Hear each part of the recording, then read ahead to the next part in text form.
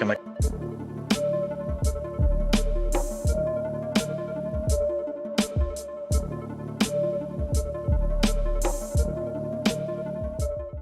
Knicks family, what's popping with you, man? I know you hear a little bit of depression in my voice. It's going to be there. You know I wanted this win tonight. Really wanted to beat the Nets tonight. I didn't care if they didn't have Harden and KD. It didn't matter. But we didn't do the little things that we needed to do to get over the top, ladies and gentlemen. The little things count. The little things count. Rebounding, getting those timely rebounds. Look. Missing big rebounds lost us the game tonight, in my opinion, because on that last shot that the Nets took, they missed it. The Knicks get the rebound. Instead of letting TLC tip it, the Knicks get the rebound. We're coming back down with 5 seconds left with a chance to win the game on the last second shot or going to overtime. Instead, we allow them to get the rebounds. You've seen it in the game preview. My keys to the game, one of them was to play defense and finish it with a rebound. And there you go. A timely rebound that should have been ours. We didn't get it. A lot of little things went on during the game that we can discuss tonight.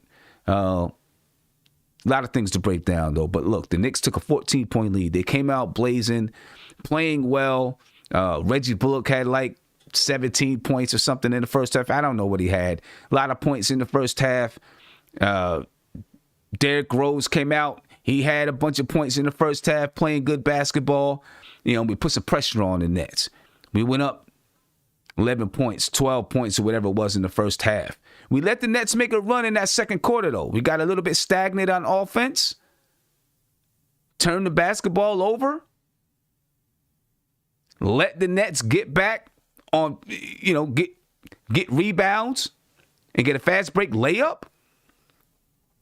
Stagnant on offense, not where we needed to be on defense in that second quarter. And as a result, the Knicks went down, 1 point at halftime. We went down 1 point at halftime. 14-point lead, I think we had. Then, of course, the third quarter was a battle back and forth. Knicks take a lead, and then they lose the lead. We go into the fourth quarter down to the Nets. I don't remember what it was. Maybe down by 3 points to the Nets, and it's a back-and-forth fourth quarter, a back-and-forth battle. A lot of things in the midst of this game that I really want to talk about, especially this, we were just talking about it before we even got on live, constantly Kyrie being, or Julius Randle being switched off onto Kyrie and have to deal with Kyrie out on the perimeter. He's not going to win that battle. I can guarantee it. Kyrie's closer to the ground. He's not going to win that battle. Knicks lose the game, ladies and gentlemen. They lose the game, 114-112. Alec Burks has a big 3-point bucket to tie the game at 112. After the Knicks rally back from being down 8. It's tied at 112. Whoever, I don't even remember who it was from the Nets, pulls the 3. The rebound caroms off. The Knicks have a chance to get the rebound. They let TLC tip it. Jeff Green gets it and goes up. He gets fouled. He knocks down 2 free throws. The Knicks come back to the other end with 3.7 seconds left. Julius Randle gets a good look, but he misses it. And there you go. The Knicks lose 114-112 to the Brooklyn Nets, ladies and gentlemen. Tough loss. Tough loss by the New York Knicks. Kyrie Irving, he had 40 tonight on the Knicks. He had 40. He was hitting shots from all over the court. And I know all the Nets fans in here are laughing and this and that. That's okay. Like I said earlier at the game preview, and I'm asking all New York Knicks content creators to tell all your people, if the Nets win the championship, we are all showing up in blue and orange to boo. That's all I got to say about that. Anyway, Kyrie Irving had 40 points and 7 assists tonight. Jeff Green, he had 23 points, 4 rebounds, and 1 assist. Joe Harris had 16 points, 8 rebounds. I was upset that Joe Harris kept penetrating all the way to the front of the rim and scoring. I'm just mad at that. Alize Johnson, he had 12 points and 7 rebounds. Young kid, active. We couldn't find a body to keep on him. TLC, he had 9 points, 3 assists, 3 rebounds, but a big tip at the end to give the Nets possession of the basketball. LaMarcus Aldridge, Bump Juice, he had 8 points and 6 rebounds. He also had 2 assists. As for the New York Knicks, ladies and gentlemen, they were led by Julius Randle. Julius Randle had a triple-double tonight. He had a triple-double early in the game. Early in the third quarter, Julius Randle had a triple-double. But when it came down the stretch, he could not buy the shot that we needed. Julius Randle had 19 points, 15 rebounds, and 12 assists. RJ Barrett, he had 22 points, 4 rebounds. No assists for RJ Barrett tonight. Derrick Rose, he had 16 points, 3 assists, 1 rebound. Most of his points came in the first half. Reggie Bullock had 21 points. Most of his points came in the first half. The Knicks struggled to score in the second half of the game. The Nets clamped down and played better defense. The Knicks struggled to score in that second half. A lot to talk about this game, ladies and gentlemen. Let's go ahead. Let's get to our panelists here because I know you want to get to the championship game. The last that I looked, Gonzaga, who I had winning this game, was down by 17. The last that I looked, I don't know what it is now. But let's go ahead. Let's talk about this game here, and we'll let you get back to the NCAA championship game. Disappointing. And you see I got the wrong thing down at the bottom of the screen. I'll fix that in just a second. Tony, talk to me, man. How you feel about the game? Yo, Black, it's time. Shout out to the chat. Peace, Queen. Peace, Eru. Peace, Sim. Yeah, man, it's a tough game, man. Tough loss. I feel like we gave the game away. Turnovers in that second quarter. Missed free throws. A lot of little, like you said, man, the little things, they added up. And at the end, we couldn't get over that hump. But it was still like, I'm not upset. I'm more disappointed. You know what I mean?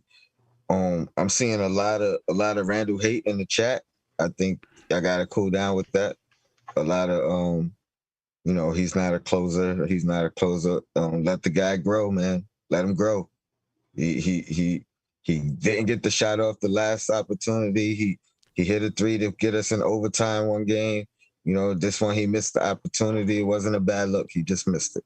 You know what I mean? We gotta live with it. Like there's other things that outweigh that made an outcome on the game more than him missing that shot. Like you said, rebounds and all that. RJ, no assists. I felt like all his assist attempts, ended up being assists for the other team. Ended up with turnovers every time he tried to find someone. So he's got to do better with that. But overall, it was a great effort, and we got to improve and get a win next one. Yeah, no doubt. Steph. It's so much about this game. Sam. Mm-hmm. I don't even know where to start. I mean, not in order, but I thought Randall could have got a little closer to the basket on that last shot. He had the entire right side pretty much open, but it's okay. He pulled up. He still got a good shot. It just didn't go in. A lot of people talk about Rose and how much he should start and whatever, but Tibbs went with Peyton down the stretch, because of his defense, right? So that just tells you that as much as I even like Rose, defensively, he's just not, that guy, when you need a stop. I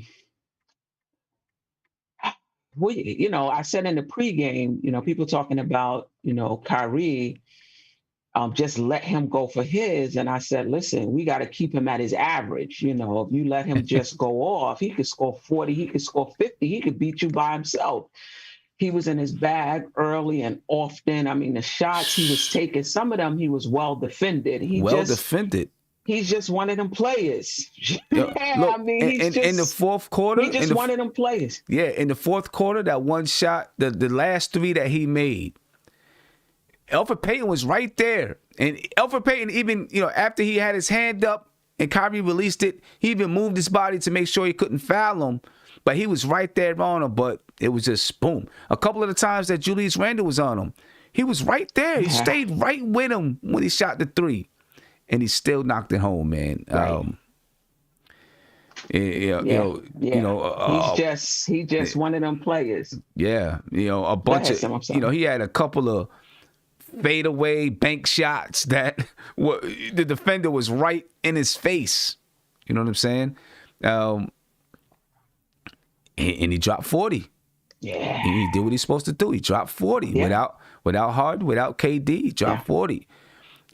You know where I was more upset, we gave up too many points, too. Yeah, exactly. We gave up 114 points tonight. 114. You know where I was upset, too, though, is that there were certain players that the Knicks, like you let Joe Harris go to the basket on you several times, right? I mean, Joe Harris is a good player. I don't think he should be breaking down the defense and going to the basket, though. You know what I mean? Jeff Green, look, I'm really not mad about what Jeff Green, because Jeff Green is a good ball player. Jeff Green just knows how to play the basketball game, and I think he's a very tough cover for Julius Randle. You know what I mean? Because, he's strong. He may not be as bulky as Julius Randle, but he's strong. He's still athletic. Right. And he just understands the game. He knows how to, I can get Randle to shift his body this way and then go this way. He just knows how to do it. He can knock it down from three. He's calm. He's just a savvy veteran, real savvy veteran. But the guys like TLC getting off, freaking Alize Johnson, this, right. He's just an active body. Rebounding the basketball, jumping over Taj Gibson, jumping over Nerlens Noel and Julius Randle. An active body. We let him go get in there and get tips and get shots at the rim and stuff like that. Those players like that hurt you when you let them guys get off. And, we did that tonight. We let some of them guys. I mean, Alize tonight had 12 points, I think. 12.7 rebounds. And I'm not saying he's a bad player. I'm just saying, you got to find a way to, you can't let these guys like that get off. And he did that in 17 minutes. 12.7 rebounds in 17 minutes. He was just, wow. I mean, come on. You know what I mean?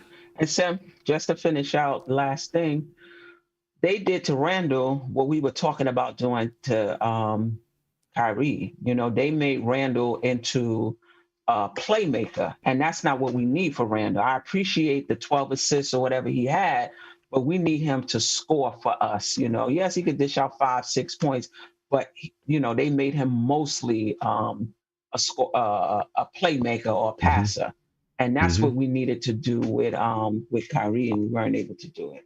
Yeah. Yeah, tough one. Eru, coming to you, man. Let me get you unmuted here. Go ahead, Eru, man. Go ahead, gotta unmute yourself.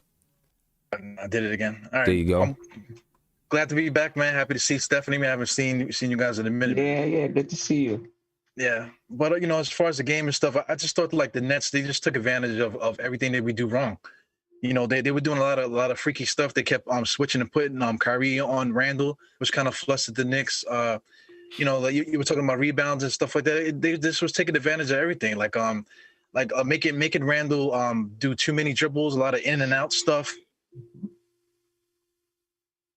You froze up on us a little bit, Eru.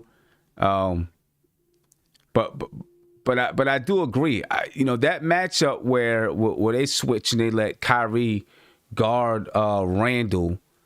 I think it does make it a little bit tough on Randall, right? Because he's got to be careful that he doesn't knock Kyrie over and they call an offensive foul, right? Yeah. And then because Kyrie is a little bit smaller, now you got longer guys out on the perimeter defending, right? So you got longer guys that can get their hands in the passing lanes. You know what I'm saying? So it does kind of put Randall in a little bit of an awkward position because Kyrie can get up underneath him, right? Get into his body. So it's a little bit hard for Randall to make a move to a basket. And if he does make the move to a basket, you know Kyrie is going to fall down, and it's a good chance that he gets that offensive foul called on him. You know, so it does put him in a precarious situation and force Randall to have to try to find a way to kick the ball out, and then you got longer hands, longer arms in the passing lanes. You know, so, you know, they did do a good job in that manner defending Randall. You know what I'm saying? Yeah, just the team in general. They were just taking advantage of all of our shortcomings. We're just not a good offensive team, man. You know, we went and got these big men to help us out on the inside, but we still don't have that extra guy that could take that pressure off of Julius Randle. Julius Randle looked like he looked stressed. You know what I'm saying? He looked like he's gonna smoke a pack of cigarettes after the game, man. Because I mean, you know, you're just putting on too much pressure on this guy.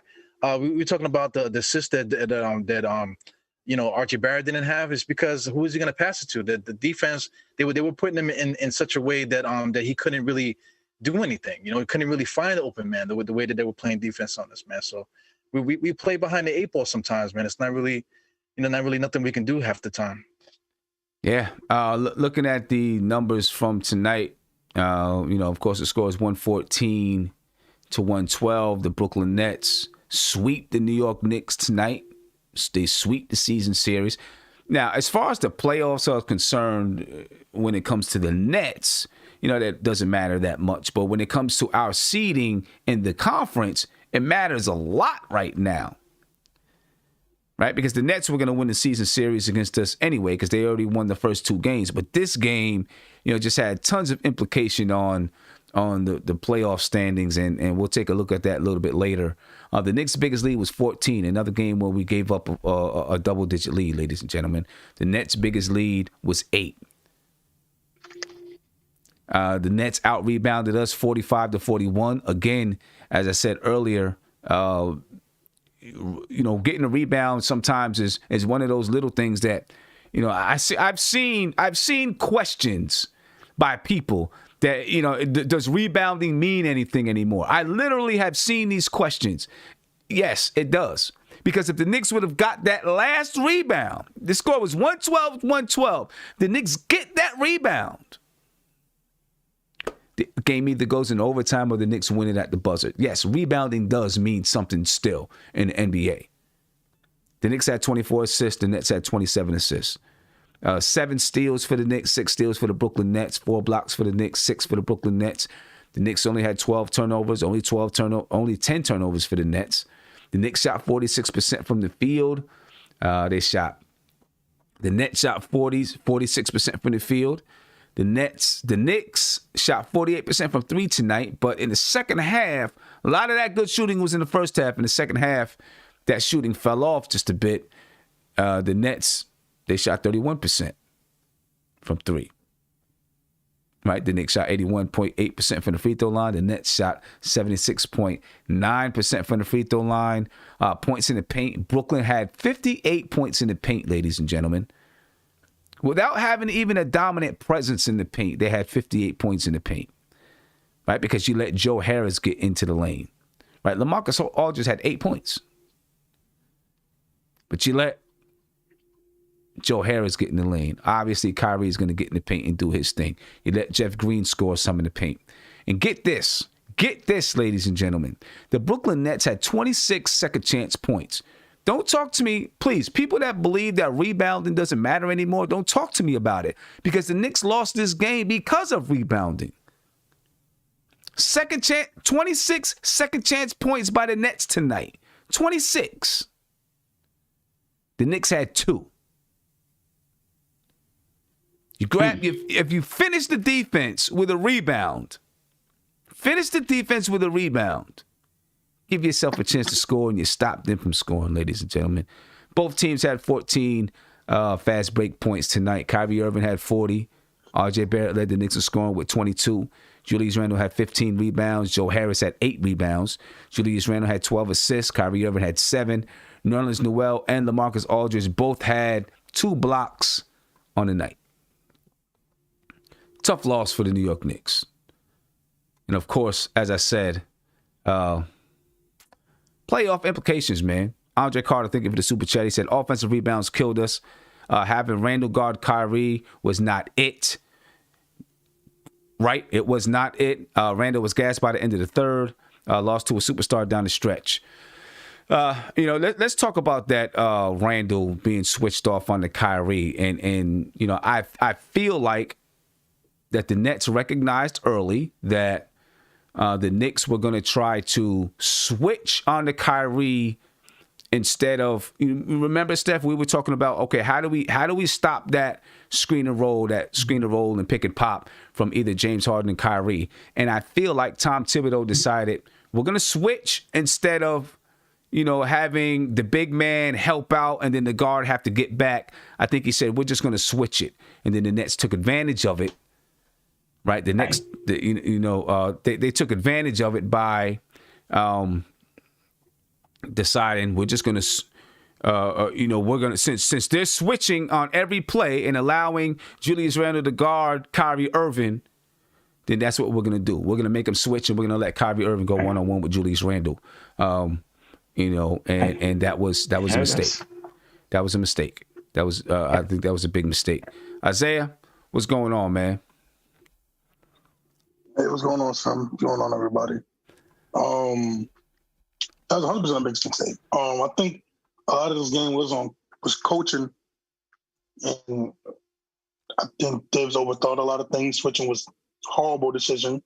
I don't understand the coaching staff thought process of having Randle on Kyrie Irving. I just think that's stupid when even guards can't even guard him. So it was really just poor coaching and this poor defensive strategy. I'd rather have went man-to-man, personally. They did go man-to-man. They were man-to-man. But I would have definitely liked to have, I don't know, just... I mean, my thing is this. I don't have a problem with the switching to see how it works. You know what I'm saying? Because to be honest with you, twice... I think maybe it was twice that Kyrie Irving went past Julius Randle. All the other times he shot threes. And Julius Randle was, it was good defense. You know what I mean? Kyrie Irving was actually guarded well. Big, bro. Kyrie Irving was actually guarded well on plenty of occasions, and he made those shots. You know what I'm saying? I mean, I know Julius Randle was a big, but there were, several times when he was right there on him, and Kyrie Irving had to shoot over a long arm, but he made it.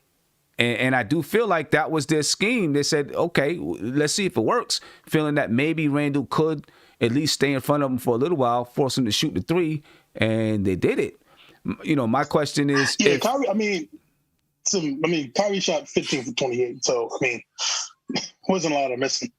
Yeah, and my question is, if they didn't... Now, here's the thing about the switch. After a while, if you seen he was just hot, maybe you try something else, just so that you don't burn out Randle's legs. You know what I'm saying? But I don't know who else you was going to put on Kyrie that he wasn't going to score. He was just going to score tonight, I think. I don't know. Frank Ntilikina, maybe. I don't know. Frank Ntilikina. Yeah, okay. He's right. He's right. He put Frank out there. But here's the thing. But here's the thing. I seen people. Hold up, Kev. Listen, you got to understand the basketball game is not. They continuously switched. They continuously used Julius Randle's man to set the screen on Kyrie, or set the screen on Kyrie's defender. Julius Randle would switch. So even if you had Frank Ntilikina out there, they were going to use Julius Randle's man to set the screen on Frank Ntilikina, and then they were going to switch so that Kyrie Irving was guarded by Julius Randle. That's what the Nets were doing. But Sam, the way Frank plays defense, that's a resource that Tibbs really could have used. But did you hear what he just said? I heard exactly what he just said. But So- Frank, So He would have got picked off. He would have got picked off. Yeah, he would have got caught on the switch anyway. That's how they were playing. That's what I'm saying. He would have got caught in the switch. But Frank is known to be. Oh, jeez. Okay. All right. Never mind. It's known to be what? Go ahead, say Okay. it. It's known to dodge the screen and get around the screen, right? That's what you're gonna say. Known to get around the screen. Exactly. So let's put it like this. Exactly. But look, he would have tried to jump the screen, and as soon as he jumped the screen, Kyrie Irving would have took off to the basket. Because once you try to jump that screen, I mean, Kyrie Irving was dropping 40 tonight. I'm sorry, he was dropping 40 They tonight, played bro. him well. Like, guys were on him. He was dropping 40 tonight. I don't think Frank was gonna stop him from dropping 40. Well, I agree with you. I agree. I don't necessarily agree, but I guess so. It's just that honestly, with tonight's game, I think we beat ourselves because we had a double-digit lead, and because of silly turnovers. This wasn't the Detroit Pistons that we were playing. These guys, you turn the ball over on them, they are going to score, no matter who. Even with your big three not in there, they are going to score. And I'll be honest with you, Sam. And this is what I got. This has been the worst stretch of Knicks basketball this whole season, and it's coming at by far the worst time. So. I mean, if it's not the worst, it's the second worst. If it's not the worst, it's the second worst. We had a rough stretch early in the season, but it's definitely coming at the worst time that it can come. You know what I'm saying? But we'll see. Obviously, they're playing. They've played a bunch of really good teams, except for Minnesota. Right? They shouldn't have lost to Minnesota. But they lost to some good basketball teams. We'll see how they bounce back from here. They get, if they want to be in it, then they got to bounce back. But here's the thing is like what I've noticed, especially the second half of the season. It's like I look at the top three teams, right? We lost 7 games of the top 3, and if we want to be top 4, we've lost 8 between the Hornets, Nets, Sixers, and the Milwaukee Bucks. I mean, honestly, we only beat the Bucks because they had 6 starters out. So. It's just right now, man. You play who you play. You play who you play. I don't care who's out there. Man.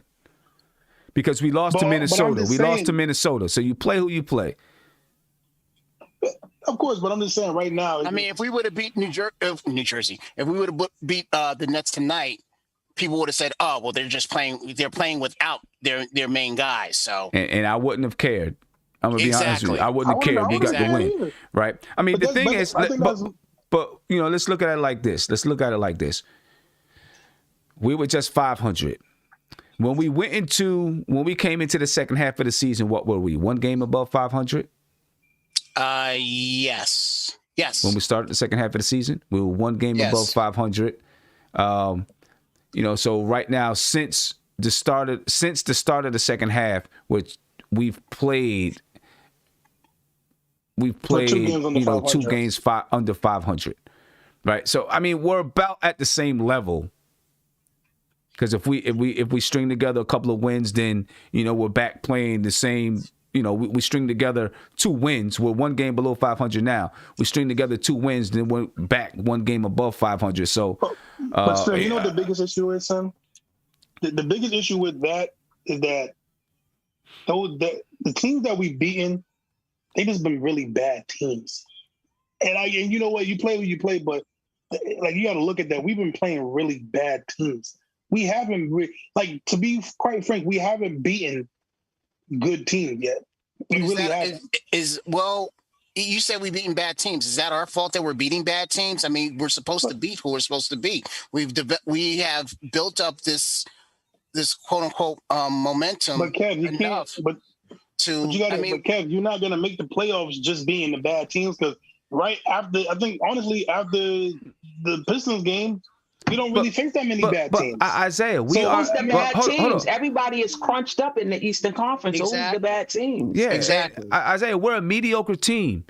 We're supposed to beat the bad teams, which we didn't do against Minnesota, and then try to knock off 1 or 2 of those good teams when you can, right? And that's what we are trying to do right now. But we're not doing it though.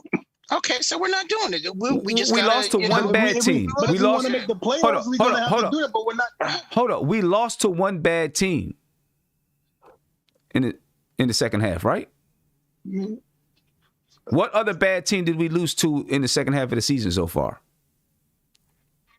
Yeah, but no. Answer my question. Okay. You said we're not doing it, but what? Okay, Sam.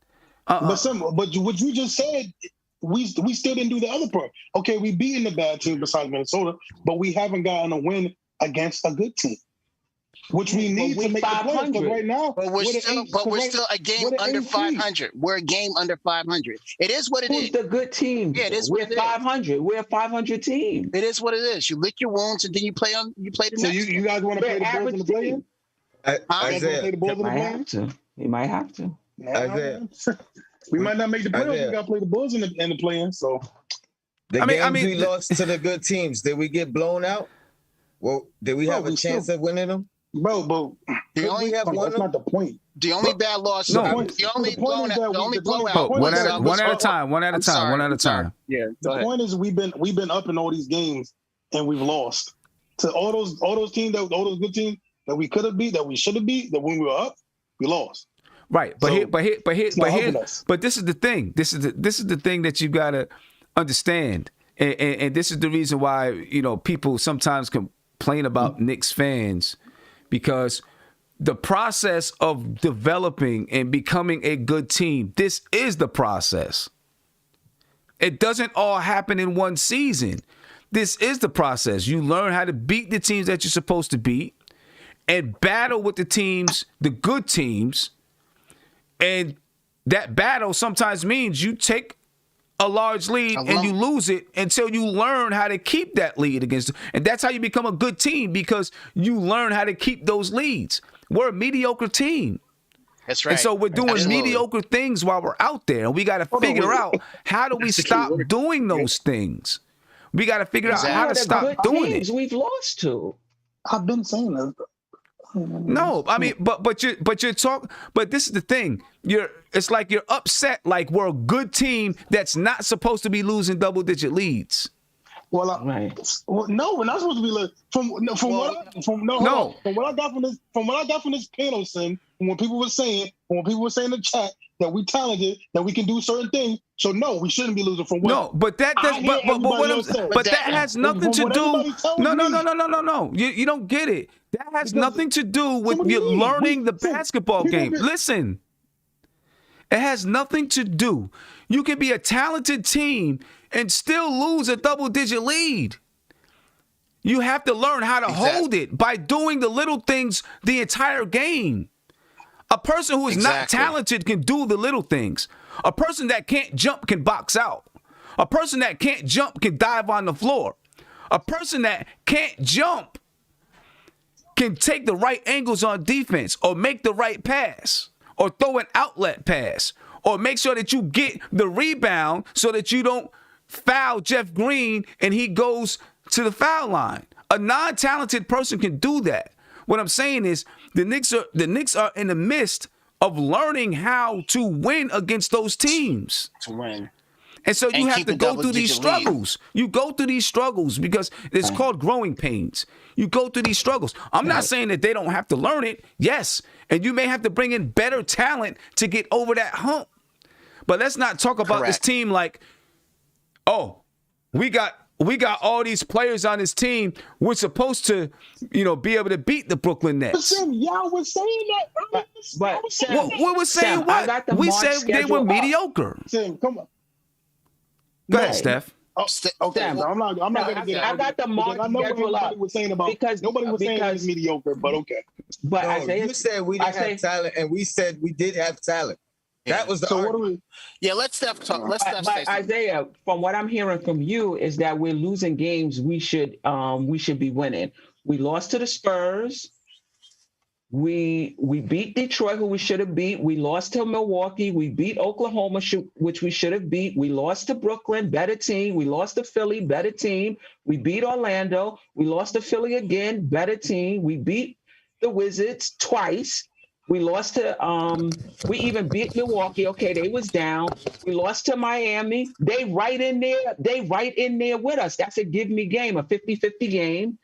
And then the Minnesota, to me, was the only game where I felt like we should have won that game. But all the other games, we beat who we were supposed to beat.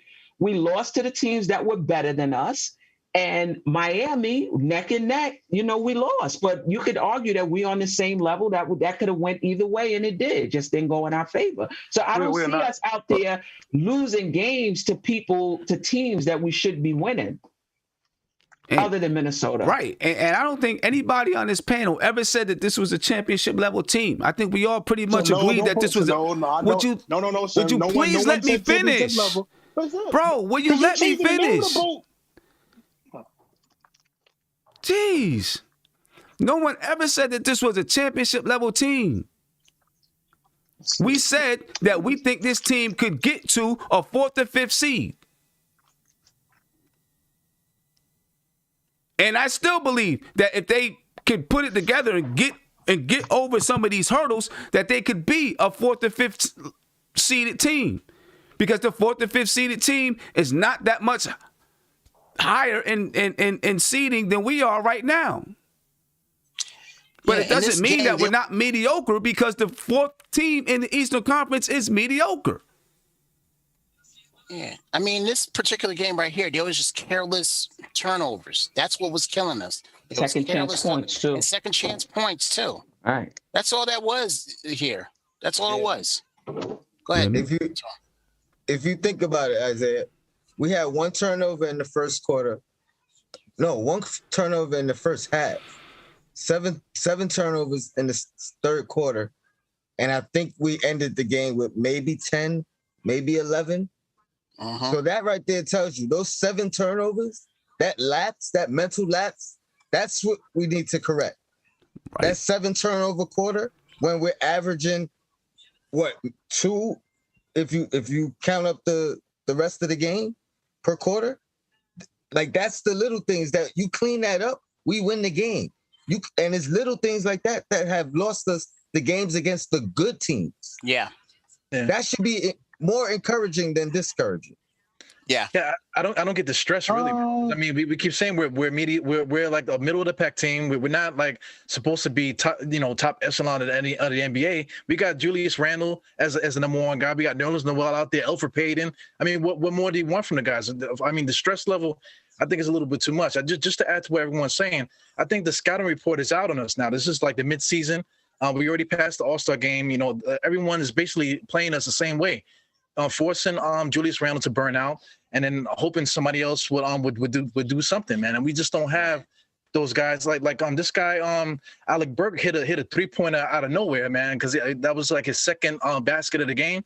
So we're looking for guys like Alec Burke to save us. If you're doing that, then you're really putting too much pressure on yourself, too much stress on yourself, by asking too much from the guys that we have. Yeah. I still want Tibbs to expand that rotation by 1, because I think Knox's threes could have probably helped us out as well. I mean, his stroke I know it was against Detroit, but his stroke looked great. Well, I mean, he's always had that nice shooting touch. Again, it's the little things. The little things lost us this game. All of these games where we've had these double-digit leads. Yeah, exactly. It's always those little things. And Tom Thibodeau's been preaching it all season long. Little things. We got to do the little things, right? We always got to do the little things to get us over the top, to get us over the hump. The little things. We got to outwork teams. We can't let teams get offensive rebounds, on us in the last second. You got to be able to carry them home those rebounds. It's those little things. Exactly. But there's also on Thibs too, because I've seen a lot of these games when we get these big leagues. What do? We go back to one-on-one play, no ball movement. We do a lot of that every time. And then also, why don't you play that kid that the finger dude that crippled his finger? We could have used him today, because, again, what I'm seeing from the Knicks, which has just been... But Taj is holding his own. Is the second unit. Hold up. Let him finish. But Taj is 30. Taj is 35 and he's like 6'9". He can't get. He doesn't grab offensive rebounds. We do a lot of one-on-one chucking, and we do one possession. Somebody holds the ball, shoots it. We don't get no second chance points. Besides, when Mr. Robinson wasn't here, nobody on the team gets second chance points. We really don't. I watch every game. When Mitchell Robinson is not there, no one grabs second chance points. So again, if I'm Thibs, change something up. I love Taj Gibson. I love what he brings, but we need a big man that's going to grab us. If we're going to keep playing this one-on-one, he got you 3 steals too. He got you 3 steals too. Okay, that's okay. I'm just saying. No, I get it. He's not going to do that all the time. But I would love to see his plus minus. I would love to see his plus minus tonight. I would love to see his plus minus. That's cool, but again, that didn't help us win because we needed offense. We needed rebound.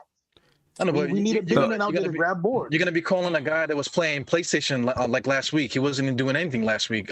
This guy Pelly, right? That's the guy you're calling for. But it's better than what we're doing right now because we haven't been grabbing second chance points. I mean, the kid just got here. He hasn't even gone through a practice. So do they really practice now? They don't really practice. Bro, he doesn't know what we're doing. Yeah, he doesn't know like the rotations, Well, like he at least has to know what we're doing on the floor and where, what am I gonna do, at least on the offensive side. Defensive side, okay, maybe he can get it. There's still a lot of schemes that you do on the defensive side, that maybe he has to know what the scheme is. Can you give him, he played the last game because it was a 40-point blowout. We at least got to get a guy a chance to get in and understand and know what's happening before you throw him out there in a basketball game at this level. In my opinion, you got to give him that chance. And about what you said about Tom Thibodeau and the guys going one-on-one. Let's put it like this. I mean, the Knicks had 24 assists tonight. And you don't know. I mean, Tom Thibodeau could be screaming and hollering at him to do this or do that. Right. In the huddle and drawing up this play and drawing up that play. And then when they get out there on the floor, they do what they do. Shout out to Elfrid Payton. He got a couple layups, down the stretch, and because nobody else was scoring, he had to rely on guys like Elfrid Payton to score. He had two good layups. You can give him his props on that, but it's Elfrid Payton. He's our options. These are the guys that are saving us. Kept us in. Yeah.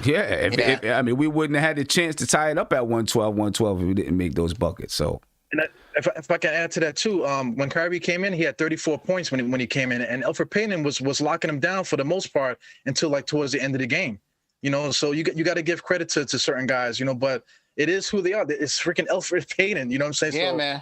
We have to rely on these guys to make like huge plays. And then like, my man Cornerstone, he wants to bring, Frank Ntilikina in there. You know what I'm saying? No, I mean, not necessarily. Yeah. I guess historically, he does play good defense on them. Here's the thing. I know, but historically, Elfrid Payton in this game was locking down Elfrid Payton. Kyrie Irving at the end. So it doesn't matter. Locking him down. That's locking him down? Down the stretch because he could have had 50 instead of 40. Here's the thing. Tibbs said that he was going to use Knox and Frank in situational circumstances. I think tonight would have been the perfect situational to use him in. Now, I'm not saying he had to use him the whole game or anything like that, but at least, try to slow him down. Sim, I agree with you. I think Kyrie was going to score 40 no matter what and everything. I'm just saying I would have liked to have seen, a different look. But these are the guys that Tibbs is going to go with. I'm not going to argue. We're a game below 500. Let's move on. Yeah. I mean, situational for Tibbs is not a defensive matchup. Situational for Tibbs is a blown out knee. That's situational. We need him, but it's on this guy who's scoring. And also, Elfrid is a situational guy. It just so happens that we have no choice but to play him because there's nobody else that's really, that good to be put in that spot. Aside Rose, whatever, he could have went a different way, to try to win this game. But coaches, they have their philosophy, they have their belief. They're watching the game a certain way. Their coaching staff, they're all doing certain things. So you just gotta, that's his philosophy. You're absolutely right. You just gotta roll with the way they do. Hey, let me give a shout out to a couple of super chats here. Ishmael Rivas, he said, "Let's call a spade a spade. Randall ain't clutch. He ain't a closer. No excuse for today's loss. We need to stop making excuses for Randall's ineptitude." Hey, you know what? He may not be a closer. I don't see a reason. I mean, he didn't play particularly. He had the triple-double, but there are a lot of things that he could have done differently in this game. He had 5 turnovers, right? But he's who you have right now. So, yeah, you're lucky. What are you gonna do? He's who you got right now. You know what I mean? And moving forward, how do you build on top of what you have? With your core players on this team. Thank you for the super chat. He said, relax. Hey, this is Knicks fans, man. We want to win. Demo B said, fellas, all is well. We still need to add talent. Let's play the season out and see where the chips fall. Yeah, and that's clearly that's what we're gonna do. We're gonna play the season out. See where the chips fall this year. If you want to be real about it, we weren't supposed to win more than 20 games. And already we're over that. How long are we gonna keep saying that, though, Kev? How long are we gonna keep saying that? Till the season's over. We've been saying it. I get everybody. I get that we say that. Till the season's over. I think we're too far gone. And we still have 23 left. We got 21 games left. 21 games left to the season. Here's the thing, though. In my opinion, we weren't supposed to win this many games, but we're here now, and we've won this many games, and now we're in this situation. So. Exactly. But I'm not going to be. But now that the expectations change, in my opinion, right? You prove that you can do one thing to me. Now the expectations change. So now it's like, okay, we're a better team than what we thought at the beginning of the season. Now we got to take advantage of what we have and we got to win. So, like, for example, some people say, and I think Evergreen says it, like, if we don't win another game, I'm happy. I'm not. Like, we got to this point. I want to continue to win basketball games, get into the playoffs, and those type of things. Ken, so, Ken, you're happy because, listen, but you're right, though, dude. So I'm not saying the people that think like that, do you guys really want to win 21 games? They come in here 21 times pissed off. I don't want to come here 21 times pissed off. Listen, all I'm saying is that we made a big jump this year, and the season's not even finished yet. But who these people? So, are we going this based on what Vegas says? Are we going this based on what ESPN says about the wins we supposed to get? Well, some Knicks fans are saying the same thing. Some Knicks fans are saying the same thing. Listen, the expectations come from somewhere. The expectations were not that the Knicks were going to be in the playoff hunt at this point in the season. Let's put it like that. We are. Exactly. So now the expectations are different, though, and I expect more from the team. I do. I expect more from the team. I don't expect us to be world beaters. Right. But I expect more from the team. And right now, playing against teams like Philadelphia, like Brooklyn, like those type of teams, and having double-digit leads and losing it, I'm expecting us to learn how to keep those leads, right? Because even you're playing a team, you're playing a good basketball team, if you have a double-digit lead, they're probably going to make a run and come back. Right. It's going to happen. They're going to make a run. But you got to be able to cut those runs short.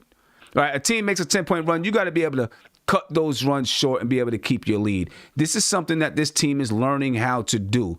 We take our lumps. You take your lumps while you're learning those type of things. And they're taking their lumps right now. Right? And they're taking their lumps to good basketball teams. You know what I'm saying? We play the Boston Celtics, who are below us in the standings, but still a good basketball team. They're above us. They're above us now? Yeah. We're the eighth spot. Oh, yeah, because they're 500. We're one below right now, right? Oh, we're one below right now? Okay, I thought that they were one. I thought that they were one below as well. Either way, we're at the same level. We're a team that's at the same level, right? And it is going to be a tough game. However way you slice it, it's going to be a tough basketball game, right? A team that's at the same level as us for the most part, and they have some talent on that basketball team. So we got to come out now and try to take care of business against the Celtics.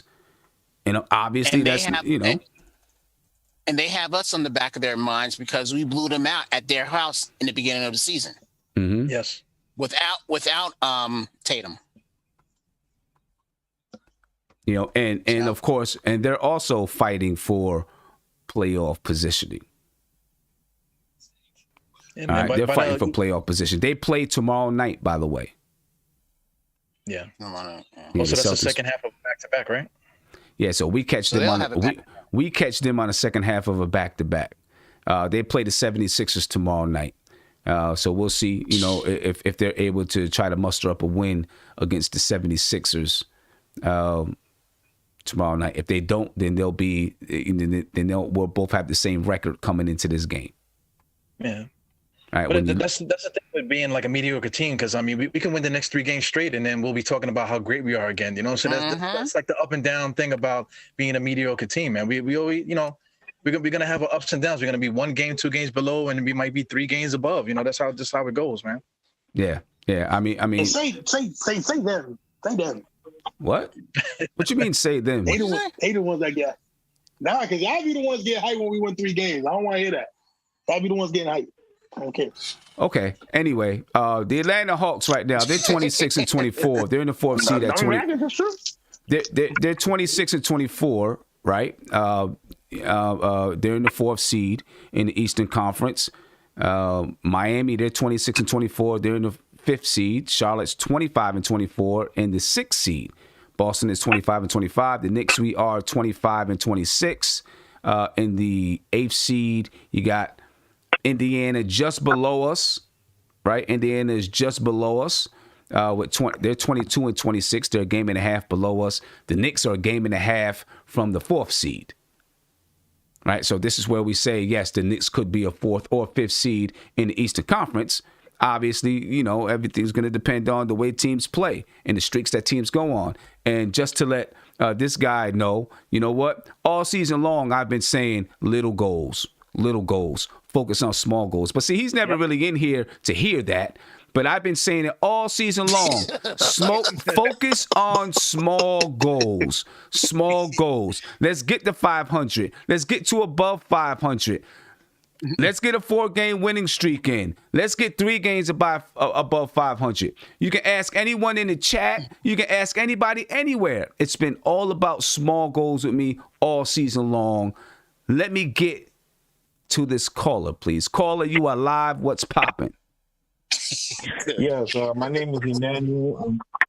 I'm from Flushing. How you doing, guys? I'm doing well, man. How you doing? Doing good. Just exhausted. Almost done with my work. We just tried to escape the sorrows. So I thought we had it. We were that close. We were that close. But but I just recently just listened to Alan Hahn, who often does after do his post Knicks games on Facebook, and he's absolutely right. With no real point guard, it's hard to win these close games. I agree with you. We need Kyle Lowry, but I'll save that for another day. But go ahead. Yes. Yeah, but I'm not saying the perfect, quote unquote, perfect point guard, but just a point guard could really make the offense a little easier, and also could save guys like Randall and Barrett when their offense is not clicking. Right. That's it. No, and defensively as well. Right. I agree with you. We need a guy that can really man that offense and point people in the right directions when you come down and stretch your games. 4th quarter execution. Yeah. I talked about it in the game preview. Right. Playing defense and getting a rebound. 4th quarter execution. Those were some things that I kind of harped on in the game preview, or we harped on in the game preview that we needed to do today to win this game. And those 2 things right there, we didn't do. Yeah, and that's the biggest issue. Yeah. All right. And the most difficult part about this right now, Charlotte is about to struggle, and they may fall down, and Indiana and Chicago may come up. They could. We'll see what happens, man. Hey, I appreciate your call, man. Yeah. Thank you, and have a blessed day, all right? Have a good one. Get you another phone call here. Caller, you live. What's poppin'? Sim, what's going on? Spree, what's going on with you, bro? Hey, what's up, Hey, man, I agree with everything you said. Appreciate I think third quarter, 7 turnovers, that's not going to get it done. Nope. 5 from Randall, 5 from RJ. Too many. I thought the offensive rebounds killed us. Yep. I mean, what's his name? Claxton and Alizé Johnson. Them guys was rebounding, and I was getting heated. I was like, yo, come on, man. Like, then Alizé just get picked up a couple of days ago. Come on. Yep. I thought that killed us. And then at the end of the game, look, the Knicks fought back, but when you have an 11-point lead, you gotta throw a punch. And I thought it was a mistake to not trap Kyrie the possession before they turned it over. Kyrie hit a 3 over Peyton. I would have trapped it, Sim again. Get the ball out of his hand. Yep, I was thinking that too. Why did they not trap right there? I mean, they did it one possession late. I think Kyrie, you trap it, get it out of his hands, and then we probably get another possession. But let me ask you this, Spree. Yeah. We've seen twice this season where the Knicks went to the trap late, right? They did it against Portland. They went to the trap late, and it was successful. Now, we've seen them do it against Kyrie in this game, and it was, for the most part, kind of successful. Why do they not go to that trap earlier? Or, listen, you're not going to be able to do that trap for long stretches. You're not doing it for 8 minutes, right? But at the end of quarters, at the end of the half, right? Say, hey, let's throw this quick trap out here and see if we can create a turnover or maybe go on a little bit of a run. Why do you think they don't do it? Do they not want to show their hand too early? It's a good question. I don't really know, but I just think down the stretch of games when you got one of arguably the best one-on-one player in the league, top 5, and he's hot like that. And I'm not saying Alfred's a bad defender, but I want someone else beating me. And you're right. It's been successful when we've done it, but we just do it late. But that's a good question. And I'll just say this. Look, last possession, I'm of this mindset, Tim. Burks for 3, or you go downhill with Randall or RJ because they're in the penalty. I'm not saying it was a terrible shot. It was a better shot than RJ took at Minnesota fading away. But it's just frustrating, man, because they're in the penalty, and we shouldn't have got to that point. We should have won this game. If we play a cleaner game, we win. But look, I'll give the Knicks credit. I thought it was over once it was 194, and the Knicks fought back again. So did I. So, yeah. And but I love you, Sam, and I appreciate you. Appreciate you, man. And what you just said about about Julius Randle, going downhill and trying to get a foul. That's on Randle. Whatever they drew up. They got the ball to Randall in an advantageous position. And Steph pointed out earlier, he had enough room to continue going and enough time, to maybe take one more dribble, see if he can get closer, maybe get a foul, draw a foul, something like that. That's got to be, to be fair to him, that's like he's made that shot. Yeah. He can make that shot. I'm not saying it's a terrible look. It's just, I was texting back and forth to people, and I said, the third quarter is going to bite us. That was our chance to extend. And I know teams make runs, but that gave that team life. You saw it. You saw Kyrie's eyes light up. They got it. They got in transition. And look, we'll bounce back. This team's got character, but we're not there yet. We'll learn. Right. We'll learn. We're in the midst of that learning process. We're in the midst of that learning process. But the one thing this team has done is bounce back. So, let's see. We got another tough game on Wednesday. See if we can bounce back against another tough team. Hey, I appreciate the call. One last thing, Seth. Go ahead. One last thing, just quickly, because I heard you talking about Quickly before the game. You didn't give us what we wanted. I wanted more from Quickly tonight like you. Yeah. And I thought this was a night where he could have given us one of those games, and he didn't have it. And it was disappointing to see. Yeah. It was. Yeah. I wanted quickly to have a big night tonight, and didn't come through. We definitely needed him out there. Hey, I appreciate it, Spree. All right, man. All right, peace. All right, come on, Big Bubba. I know you got something you want to say. You see, I gotta control what Big Bubba does, because he has like impulse control issues or something. So if someone's speaking, he'll just and so you gotta do some things like that every once in a while. I don't do that. What was that, Kev? That's funny, Kevin. What was that? Go ahead, Big Bubba, man. Go ahead, Isaiah. Kevin laughed like he in a freaking. Kevin laughed like he laughing like he a 1960s movie. Come on, man. Now, so let me say this, because you try to say what we not gonna do, right? It's people on this panel, when we win a couple games, we feel good. We start saying that we're gonna win a playoff series, we're gonna do this, we're gonna. Don't act like people don't say that stuff. Nobody has said that. Hold up. No. Hold up, Kev. Hold up, Kev. No.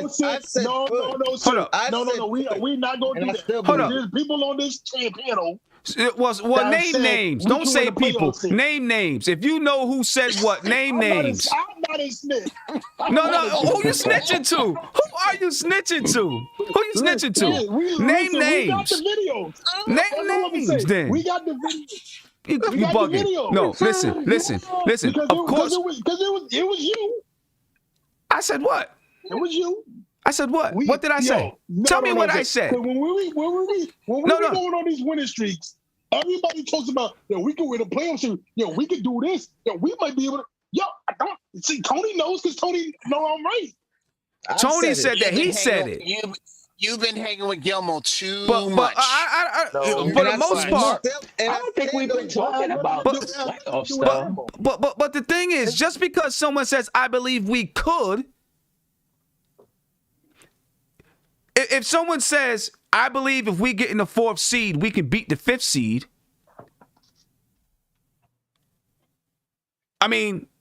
If someone says, "I believe if we get in the 5th seed, we could possibly beat the 4th seed," I believe if we play Indiana or we play this team or that team, I think we could beat them. Tony said, "I think we could beat Miami in a playoff series." Could is not saying, could is not a definite. I think all season long, we've been pretty much, can we continue this winning streak? Have we turned a corner? Do you think we can get to this seed or that seed? What do we need to do to get there? Right? Asking questions. I think. But so see, we ask questions. We got videos of people. So no, Sim. I'm sorry, I can't let you do that, bro, because there's been plenty of people. When we get on these winning streaks, when we beat the bad team, people just over-exaggerate what we can do. Isaiah, let's put you on the spot. You wanted him, Kev? Do you believe in this team? Do you believe in this team?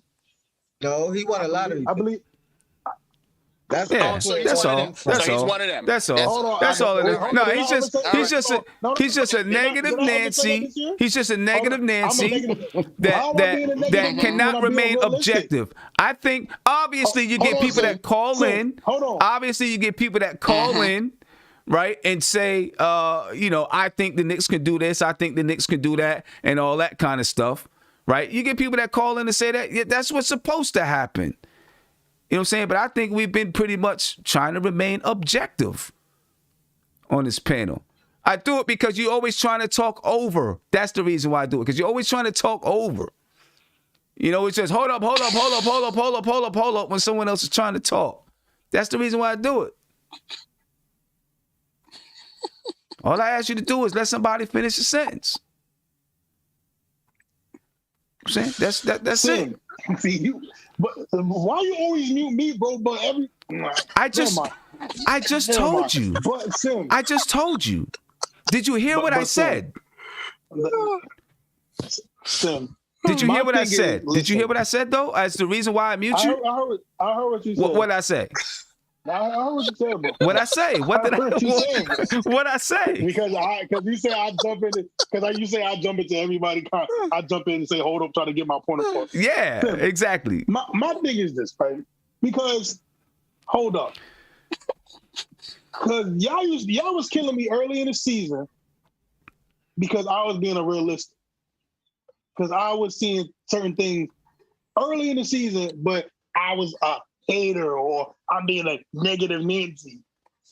But things are happening now nobody can give me all flowers, which I don't care about the flowers. I'm just saying that like what? When I was saying these things, everybody like what? When I was saying Thibs was running RJ, when I was saying Thibs was running RJ and Randall, playing all those minutes.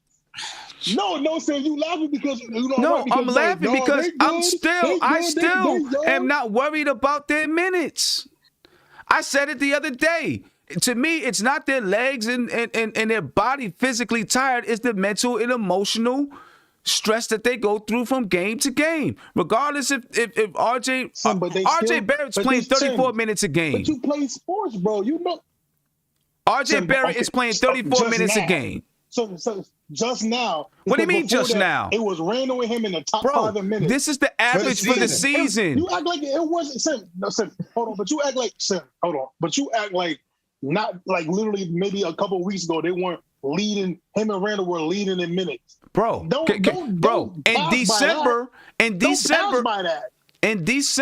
when they first started playing, they were leading in minutes. Since then, I guess when you could probably get to January, RJ Barrett's, his minutes have gone down. If you go look at what he averages for the season, it is 34 minutes a game. That's what he averages, 34 minutes a game for the entire season. That's what he averages. Sim, but you act like so you gonna ignore when he was top 5 in leading minutes? You gonna ignore that? Bro, that was like 3 weeks in the beginning of the season.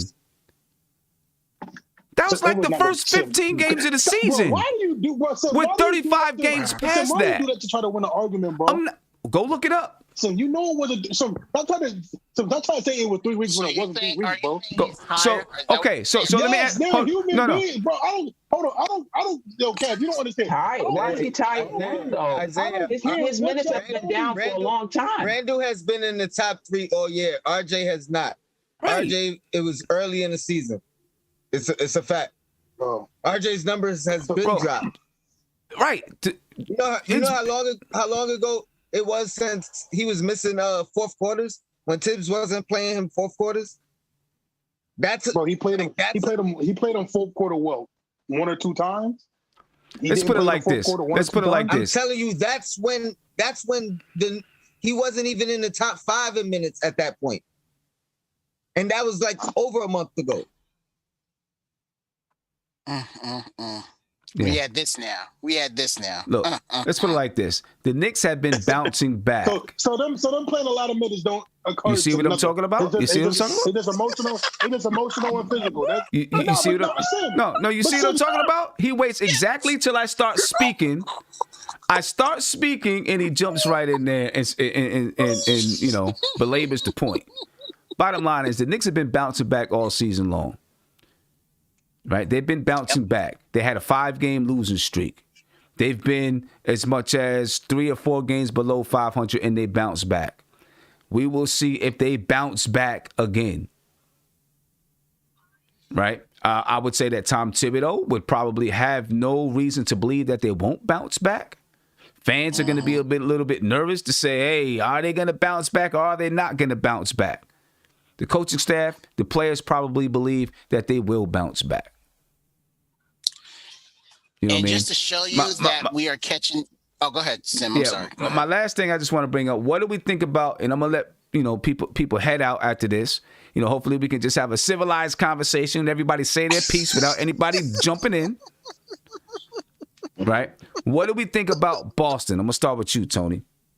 What do we think? What do we got to do to come out and get a win versus this Boston team? Because they're gonna be hungry as well, and they could be coming off of a loss versus Philadelphia, and we play them in Boston.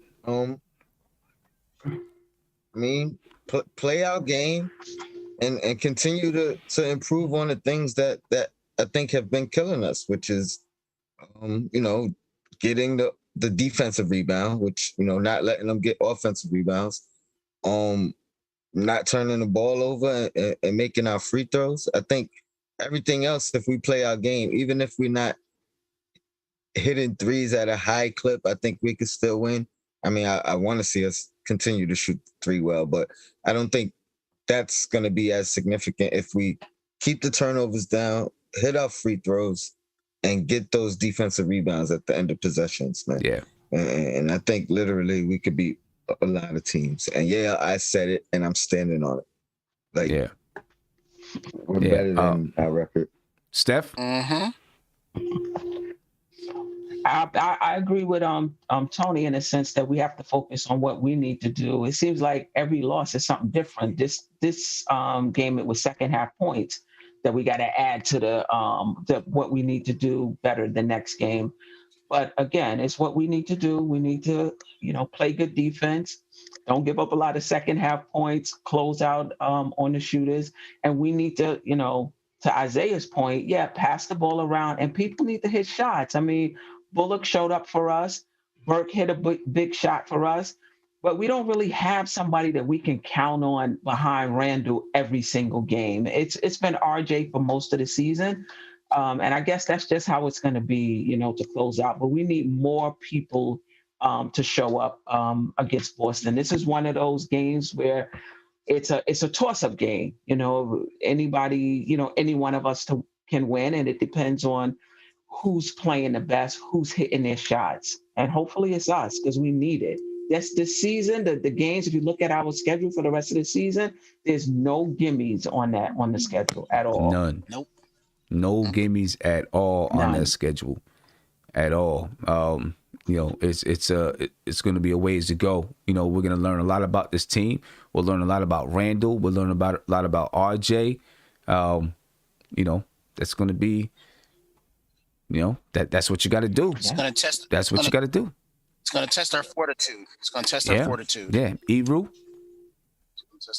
Hey, what's up, Sim? I was in panel jail for a long time, man. I had a couple things I wanted to say while you guys were back and forth.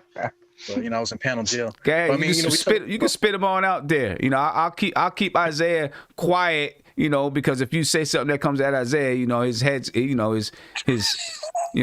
headphones are gonna explode and he's gonna jump in there. So go ahead. But he got the hookup though. He worked for Verizon, man, so he got the hookup. Yeah, but really.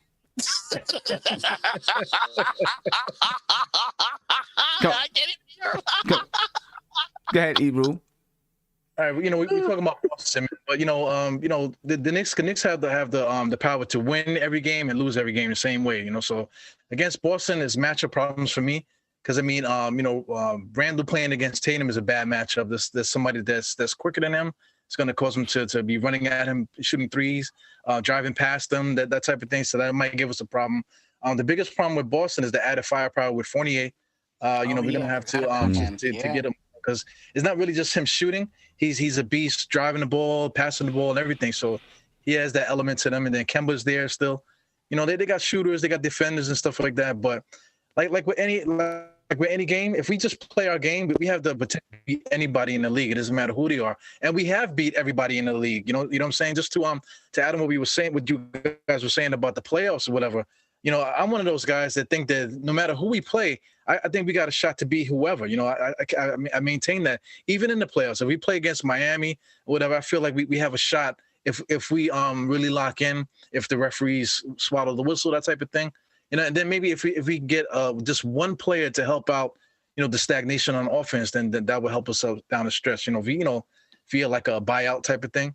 But that's all I really had to say about the Boston thing. It just the Tatum Randall matchup is going to be interesting, and just the fact that we just got to make sure that Fournier doesn't really go crazy. Yep. Yeah. Isaiah. Oh, what's up? You gonna okay? Oh. Kev, go ahead, Kev. No, I'm joking. No. No. I'll come back to you. I'll give you time to get your thoughts together. Go ahead, Kev.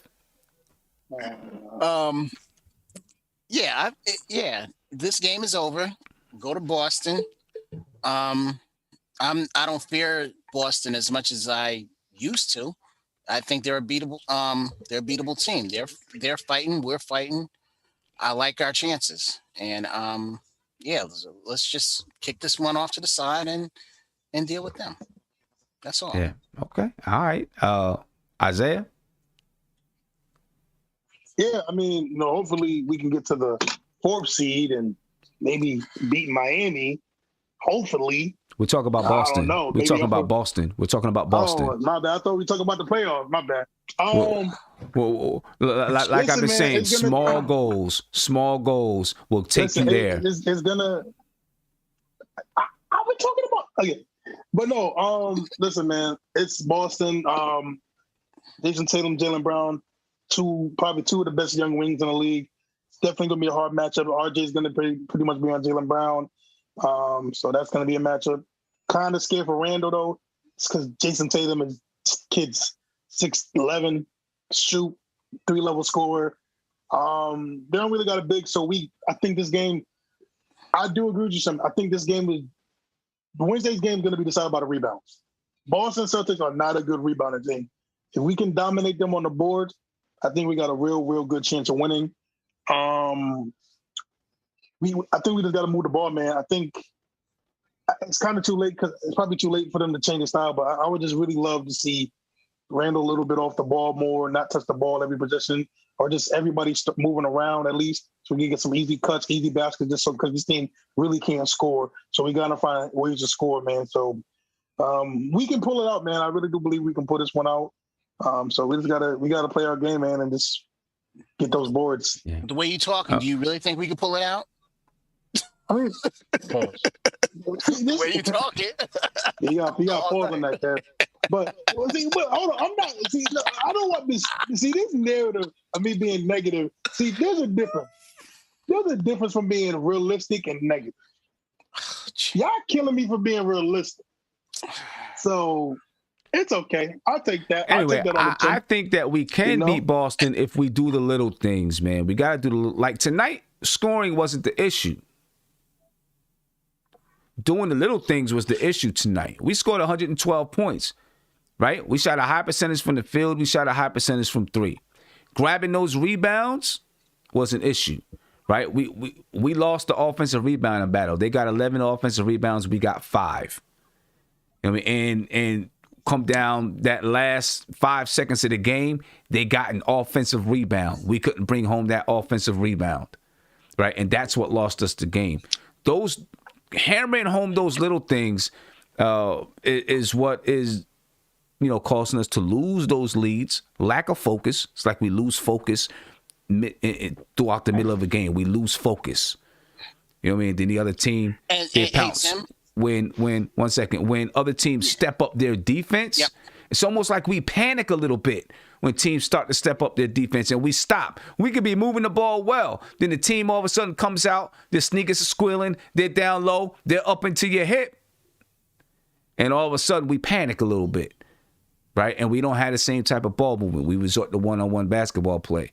We got to learn how to, even when teams are playing that tough defense, we still got to fight to get to our spots. We gotta make sure we get to our spots. It's those little things right there that's stopping us from pulling out some of these games. I think we gotta learn how to do those little things. Go ahead, Kev. Right. Yeah, what I was gonna say was you talk about those the short-term goals and the little things. Those turnovers. I think those careless turnovers is what we got to focus on as well. Is when we do have that double-digit lead. When I mean double-digit, I mean like for me, I say like 12 and up.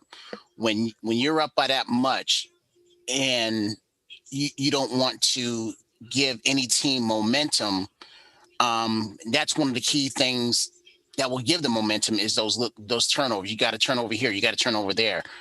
If you have them like 2 or 3 in a row, and team scores off them, that's an appetite for destruction, at least for us. So we have to learn that when we do have a big lead, to keep it and not, not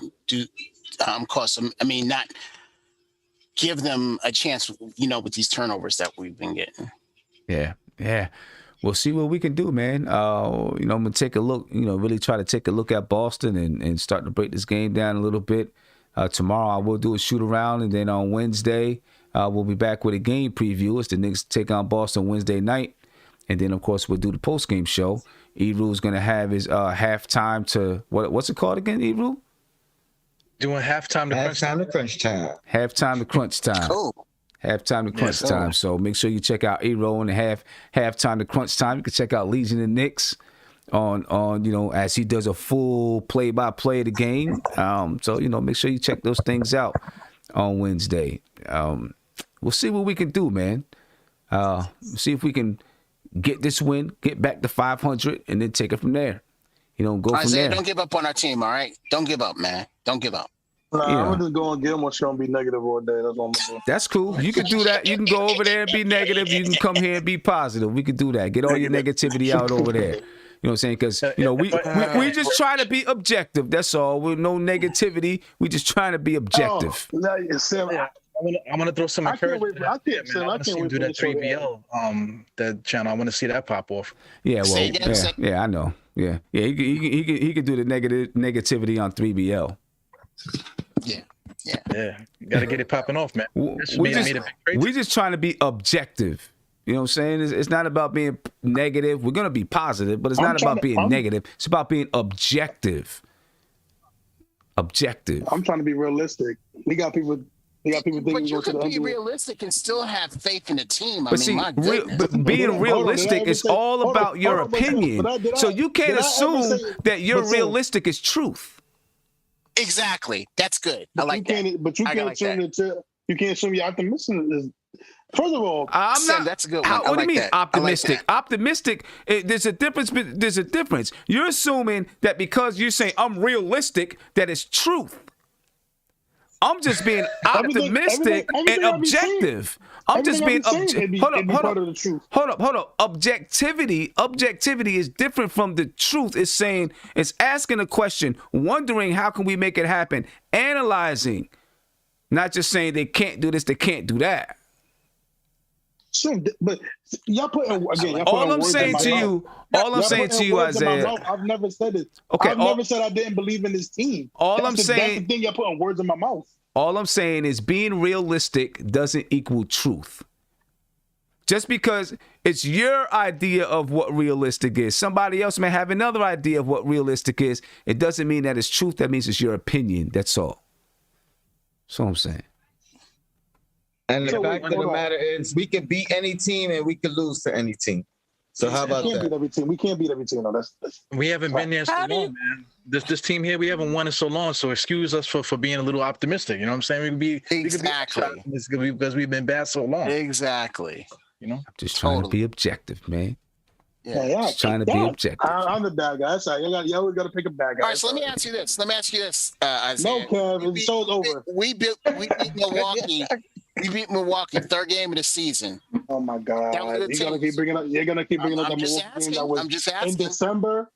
I'm just asking. You'll bring up a loss that was in December. We took a 5-game losing streak in December. I didn't discount it. I said our longest losing streak was a 5-game losing streak. I didn't discount that losing streak because it was in December.